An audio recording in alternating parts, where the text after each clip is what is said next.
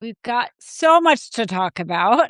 It's been a little bit, and I'm so sorry about that. I've been trying to update everyone on my page about all of the things I have been doing. And so, although I said the topic here today was the BBC, because there's some really good news coming out of their fight in their defamation lawsuit, please feel free to put in a comment about if there's something else that you wanna talk about. I spoke recently on CNN about ICE and Mamdani's comments and a whole bunch of stuff, that you may have seen me post if you have any follow-ups on it. Loving all the hearts. And also, I wanna talk to you about the conversation. I don't know if you've seen a few of my promos for that.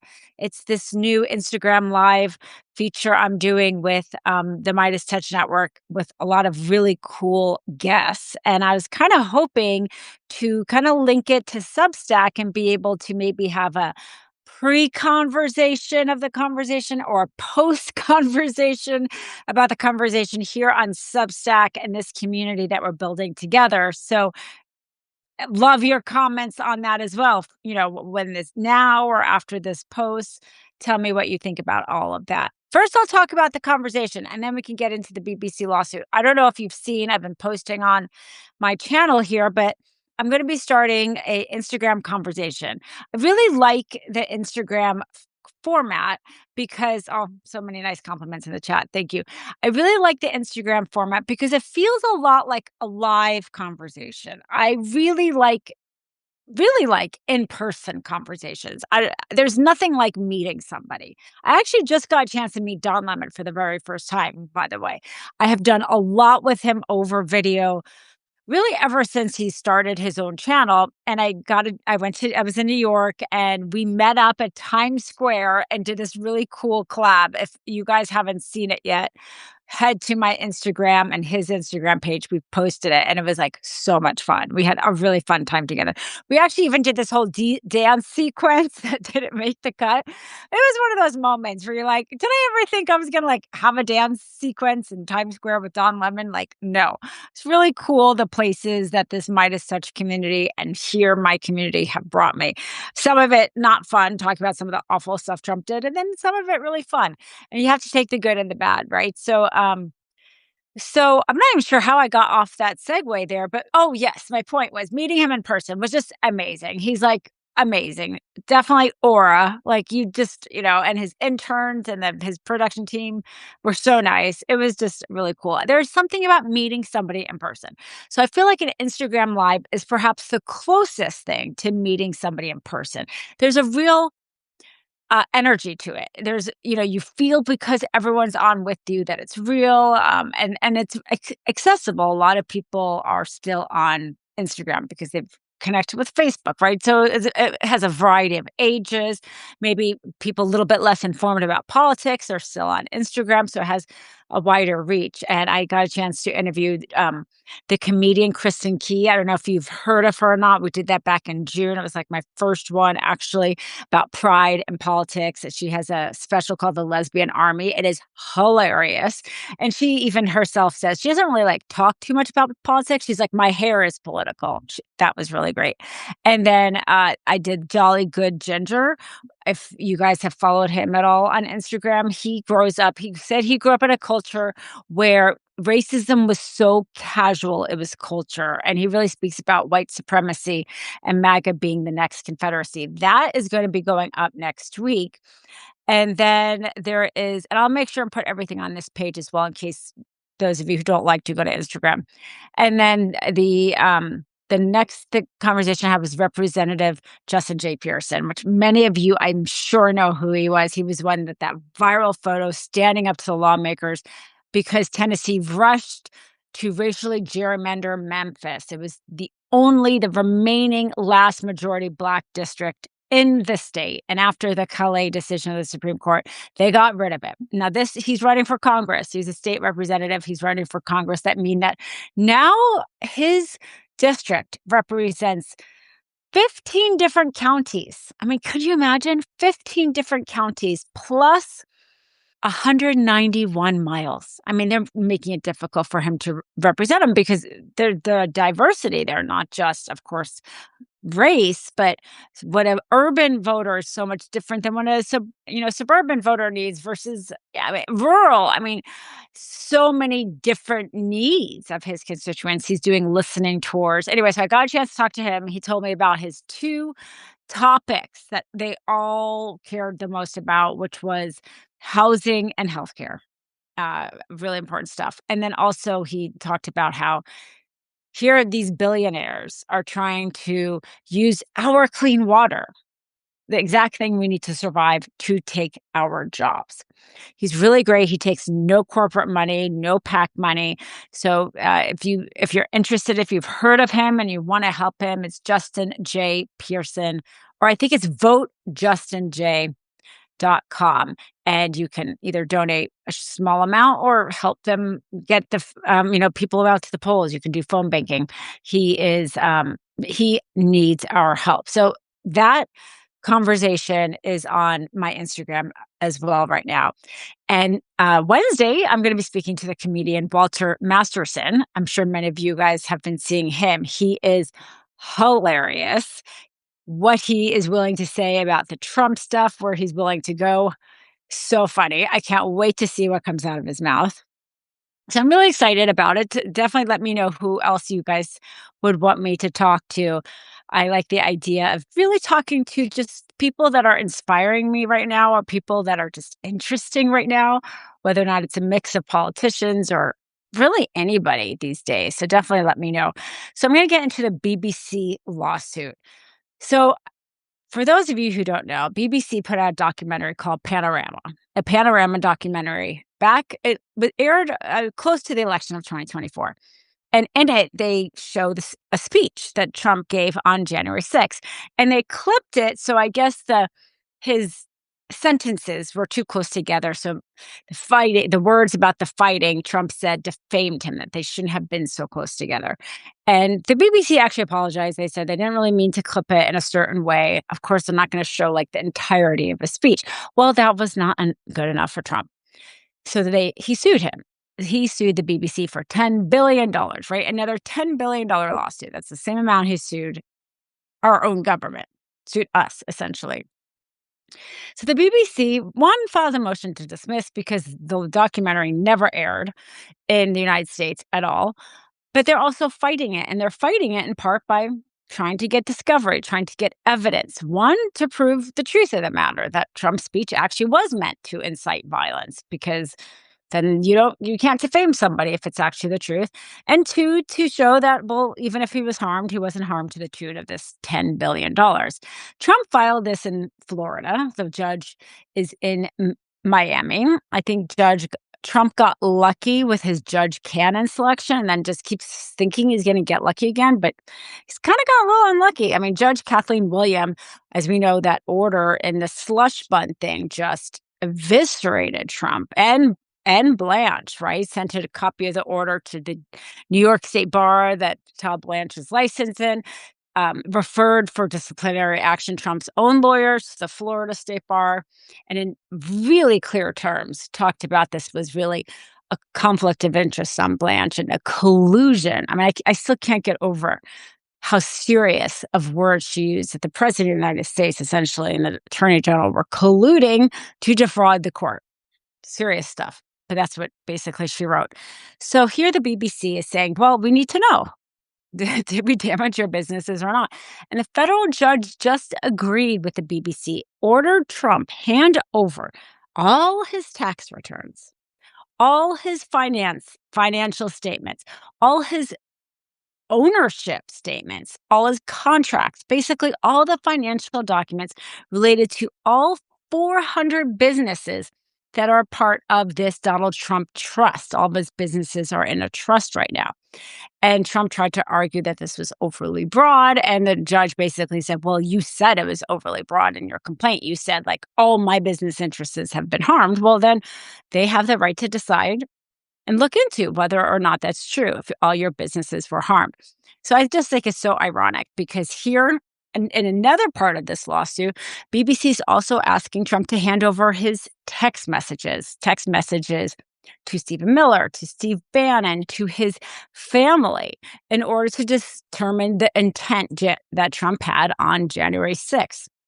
The government tried to intervene, saying that some of the subpoenas, um, that they're trying to block some of the subpoenas for some of these messages. And in the motion against the government's statement of interest, the government's tried to intervene, saying the statement of interest, kind of like amicus brief. The BBC quoted Judge Kathleen Williams' statement in the Trump v. IRS that had gone to print, saying that the government should not come in here because they are not really an independent party, that Trump cannot separate himself from the government because he's the head of the government, and quotes Judge Kathleen Williams. And to me, this is a perfect example of why it is so important for a judge to be courageous enough to do the right thing and to follow the rule of law. Because Judge Kathleen Williams, in the face of perhaps two of the most powerful people in America, the Attorney General and the President of the United States, said the truth, stuck with the law, and put it all in writing. And now it's precedent. It's precedent that can be cited, and it was cited. So they included her quote, Trump v. IRS. That, as a lawyer, I have to say, was deeply satisfying to see that order get cited again in a way to say, hey, government, you can't come in and try to help them out anymore. So this is the power where we talk about the justice system. What can the justice system do? The justice system can create a system that is then used moving forward. And that was a perfect example. So this BBC lawsuit is definitely something to keep an eye on. Is Trump going to just capitulate, withdraw his complaint and go running off into the shadows? I mean, he should. But the irony is that in his defamation lawsuit, his favorite thing is to sue media companies for defamation. He's doing it with the Wall Street Journal, right? He did it with 60 Minutes. He did it with ABC. They famously paid out. And here with the BBC, he's suing them for defamation. They're saying, the judge is saying, now hand over all your tax returns. And cited is the case that he sued the government over a privacy violation where somebody leaked his tax return because he didn't want to release his tax returns. I mean, you can't make this stuff up. You cannot make this stuff up.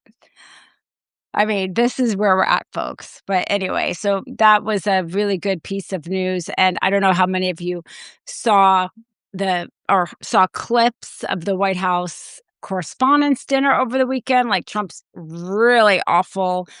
I did not watch the whole thing. I don't think there's any way I could watch the whole Trump speech, to be quite honest, at this point. But I saw a lot of the clips, and perhaps his speechwriter also doesn't like him very much because they seemed particularly bad jokes.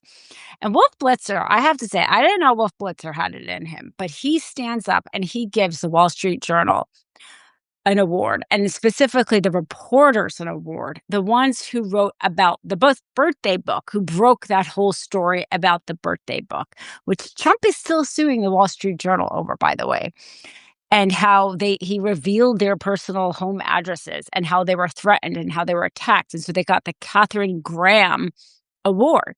And Wolf Blitzer is up there saying all that, and the journalists that Trump literally release their private information or hear again the word, and Trump is just sitting there. And to me, that was perhaps the one piece of courage I've seen lately from anybody from the mainstream media. And so I'm going to give a shout out to Wolf Blitzer for that. I really wonder if he's going to keep his job because, Trump tried to laugh like he thought it was funny, but we know he doesn't think that kind of stuff is funny. And I would not be surprised if there's something Wolf Blitzer happens to do by accident in the next month or two that all of a sudden Trump, hangs on to and keeps an eye on. Because if nothing else, he is the most vindictive person I think I have ever seen, to be quite honest. I mean, Probably I just never keep a vindictive person so close to my life to get to know them that well, but he's extremely vindictive. And on that note, James Comey filed a motion to dismiss today on his vindictive prosecution. Yes, they should have all walked out. I really agree 100%. I mean, why even go, to be quite honest? Unless you're going to do more stuff like that, like call him out in real time. But there was some other image that went around with some like reporters like laughing with him afterwards. It's not a good look. I went to journalism school. I've learned all about journalism ethics and responsibilities. You are supposed to have a detachment with whoever your subject matter is. And when you're just laughing with the president afterwards, it just makes it seem as if you're all in one big club and you're not actually reporting on him. Trump pretty much kind of ruins everything he touches. So, yeah, as mixed bag on that whole dinner. I think the one highlight was that award being given right next to him. So James Comey tried to dismiss his prosecution against him, as we know, for that seashell picture, the 8647. He says in there it's protected free speech. He said nowhere in any definition does it actually mean kill him. And this is political speech. And he quotes saying, really, the law back in the British monarch, you were not able to talk about the death of the king. Like, even just mentioning the death of the king was like punishable. And that our founders specifically protected us from that. And that he was not calling for violence, that a traditional interpretation of that is not calling for violence. That frankly, there's merchandise being sold with that kind of phrasing and they're not getting prosecuted. And so clearly this is selective prosecution. But also, this is protected free speech. And I thought that was also, I like to see the connections for things. And this is the second time in a legal setting Trump has been called a monarch, right? Justice Sotomayor wrote in her dissent for when the court gave Trump the ability to fire independent agencies that they just made Trump more powerful than the monarch. And here again, he's being quoted as a monarch. He does want to become a king, right? I mean, can't we all agree on that? This is why he wants to put his name and photo on everything. He would put his photo on the dollar bill if he could, right? But it said he's doing it on the passports. He's putting his signature on the $100 bill. He puts his name and banners on the Department of Justice. He puts his name on these new Trump accounts for these poor children who maybe do actually want to open a savings account, but now they have his name attached to it. I have to say, I know people who like literally ran to try to get their passports renewed because they did not want their Trump photo on there. But he does want to become a monarch, not just a dictator. He likes the royal family. He's actually even said that to the royal family. I mean, he tries to make the Oval Office the royal, like a royal thing, but he's just such bad taste. It looks awful, but he loves all that glitter and glitz. But here we have a second legal filing talking again how his actions are closer to the monarchy. And specifically, I mean, I think that was a very strong brief on Comey's part. I would not be surprised if he wins. Also, I don't know if, Todd Blanche is in trouble, as we know, right? Todd Blanche is in trouble. And Katie Fang just got a huge victory in her Epstein lawsuit. I don't know if you guys saw that, but a judge has ordered that the Department of Justice hand over the unredacted materials, the ones that are in dispute as part of this lawsuit, for the judge to determine whether or not the DOJ was right in redacting it. The Department of Justice is saying that it's either victims' names or law enforcement, and the judge says, okay, show me the materials and then show me the documentation that either proves that they are victims or law enforcement, and I will decide for myself. And the judge is going to decide, or they have to turn over the materials to the judge by the 30th of 3 p.m. Just a few days away, folks. Just a few days away. I think they destroyed some. Can they do that? She's not even, from what I can glean, she's not even asking for like all millions left. There's some really specific emails she's asking for. She's asking for the FBI interview having to do with the Trump person who's alleging Trump abused her. She's also asking for the materials having to do with the first indictment.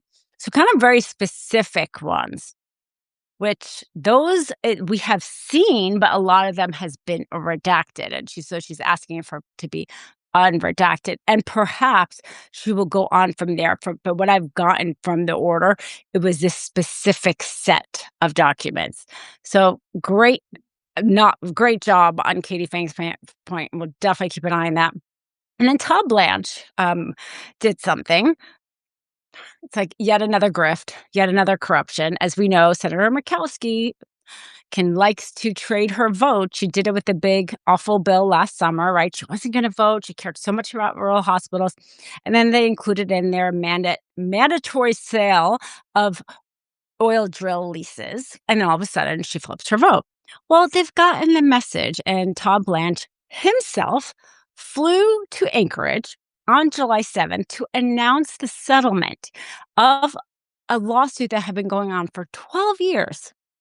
And the government was paying Anchorage $180 million.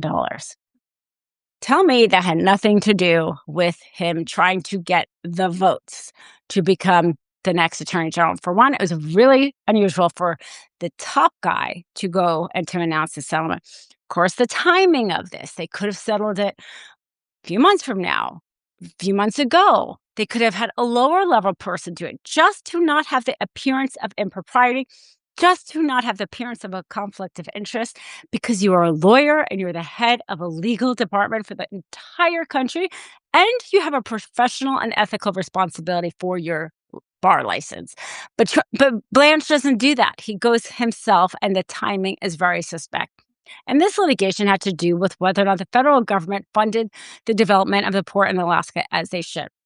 He goes and says to the press that there was no facts in dispute. Well, okay, then you have to ask, why did the federal government defend it for literally 12 years if this was such a slam dunk case? I mean, they defended it even while Trump was president the first time around. All of a sudden, they decide to settle it. And he says in the speech that this is part of a commitment that Trump has to send money to the states to help them revitalize states. Okay. Accepting legal liability, paying out legal liability is completely different than sending revitalizing funds to the state, which Congress would approve. The fact of the matter is, when you pay out a settlement, you have done so after spending, I don't know how many countless hours of legal time. The cost of that by the federal government defending something for so long, that's not a matter of, I mean, that's a very bad way to revitalize a state. They would have been better off just authorizing $180 million out of some other fund, other than spending who knows how much only to spend the $180 million of the fund. But this is how Todd Blanche operates. This is how Trump operates. And it might just work for Senator Murkowski, but it is deeply unethical as an attorney. And, Todd Blanche should watch out, because the New York Bar Association has said publicly that they are willing to investigate bar complaints from a Department of Justice officer. How do we know this? Because the Department of Justice tried to change their internal policy back in March. They put out a proposed policy change and asked for public comment. And they said, yeah, nobody's talking about it on my feed. I know there's so many crazy stuff going on. Nobody is talking about it. I did a video, by the way, on this Todd Blanche corruption. It's in the Midas Touch playlist. It's actually on my Mistrial audio podcast playlist. So I did a deep dive on it. You feel free to listen to it on the deep dive. But so the Department of Justice tries to change their internal policy to say that any investigations necessary into one of their lawyers will be conducted internally, and then they will decide whether or not to refer it to the Bar Association. Like, shocker, not shocker, right? Todd Blanche has already had ethics complaints filed against him in his bar, right? Now, Pam Bondi was protected because the Florida State Bar law specifically says they cannot be investigated for a complaint while they hold a Department of Justice official. But that was specific to Florida. So sure enough, they're thinking, right, March, they're changing this. By the end of March, early April, Pam Bondi is out. right? And Todd Blanche had already had some ethics complaints filed against him. Well, the New York State Bar put out a public comment to that proposed change saying that they believe that the Department of Justice lawyers should be investigated if they have complaints. So, New York State Bar, please investigate because now they have so much evidence. Judge Kathleen Williams, in that case, the settlement, the fraudulent settlement where they didn't really settle, right? Which I thought was, and I was talking about this from the beginning, that I thought that was malpractice on Todd Blanche's part, malpractice on the American people, because he did not file one motion to defend the American people instead of capitulating and authorizing a $1.6 billion slush fund. And Judge Kathleen Williams agreed. So it was a collusion, conflict of interest, and gave a copy of that order to the New York State Bar. So the New York State Bar has that. There was already complaint been filed against him about what happened with Kilmar or Abrego Garcia. And come on, what happened in Alaska and who knows what else. I thought New York City would not open an investigation into Blanche. We'll see. I don't know. But my point is that the New York State Bar Association said that they will not hold off on any investigations while somebody is in office. So perhaps it's going to take a culmination of them, but they are not not only are they not restricted like Florida, but they have indicated publicly that they think it's important to investigate even sitting Department of Justice officials. I would argue it's even more important to investigate sitting Department of Justice officials, because why is it that me as a private attorney which should be more accountable to my bar association than somebody who is in charge of the public resources and public good and the American public? So anyway, I think the more noise we make, perhaps, and the more complaints that are frankly made to the Bar Association, the more that they will pay attention. So that is just a lot going on. And then I don't know if all of you saw my CNN thing. I was on CNN and talking about a few different topics: the Arizona GOP race and the ICE. I'm really calling out what I think is white supremacy and ICE. And then the Mamdani's remarks came up, and I was the only one on the panel to talk about how it felt good to hear somebody name really the horrors of that's happening to the Palestinian people. I was surprised I was the only one on that panel to do that.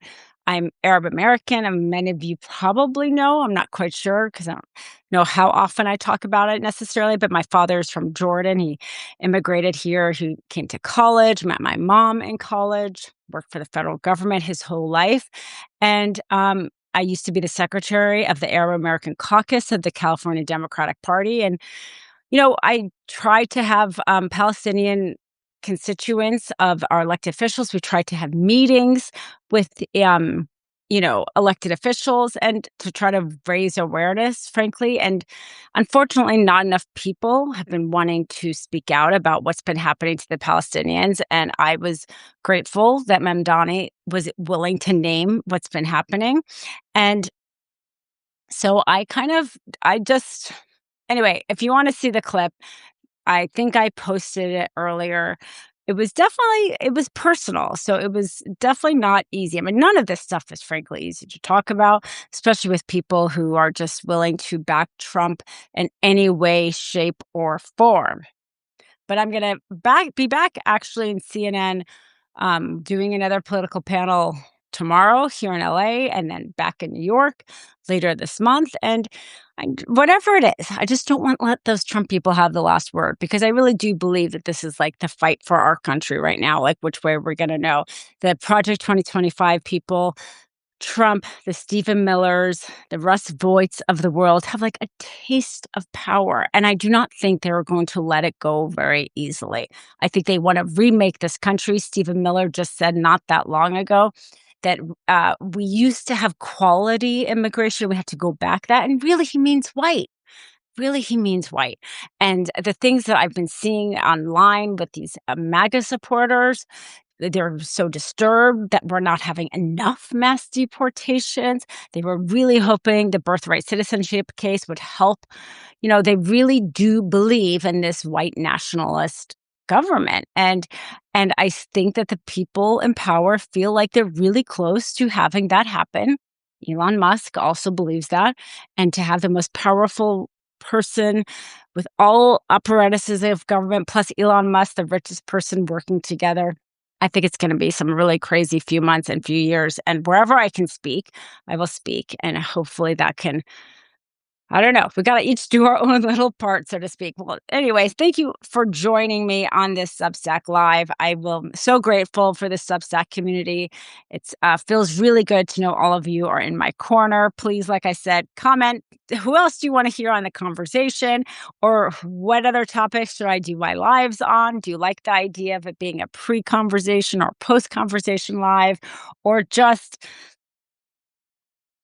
continue like chats like we have now. So thank you again, everybody. And if you did appreciate this Substack, if you know somebody who's never seen the Substack, oh, I forgot. I'm so bad about pitching my stuff. But the Mistrial audio podcast on Midas, evidently, it's super important to listen to it on an audio format, not just the YouTube one. I mean, who knew, right? I'm learning things as we go here. So, um, find me on the audio podcast. Please leave a review, leave a comment. If listen to it in the car, listen to it as the podcast instead of just on the YouTube. It's all super, super helpful because I want to be able to continue speaking and having a voice. And all of this makes a difference, a really big difference. So thank you for joining me, and we'll talk soon.